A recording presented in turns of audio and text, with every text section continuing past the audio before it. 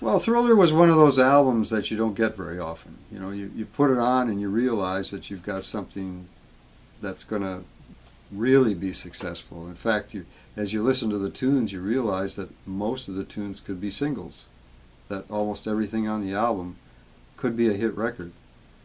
So these are kind of rare recordings, and of course the sound on that recording was pretty phenomenal, done by a very famous, very important mixer, a guy that's very experienced, Bruce Swedien.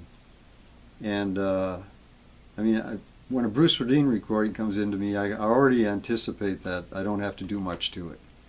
That most of whatever needs to be done has been done. He's already second guessed a lot of things that I'm going to do. And of course, but I'm still trying to make it even a bigger, more effective recording. But Thriller, it was one of those, it's just one of those recordings that has quality. I mean, it's just mixed extremely well.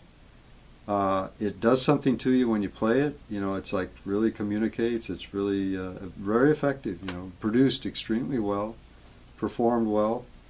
You know, just occasionally you get those recordings. Like Asia, Steely Dan's Asia did that to me too. When I put that on, you realize that this was like this kind of extra level of quality, and you were pretty sure it was going to be successful.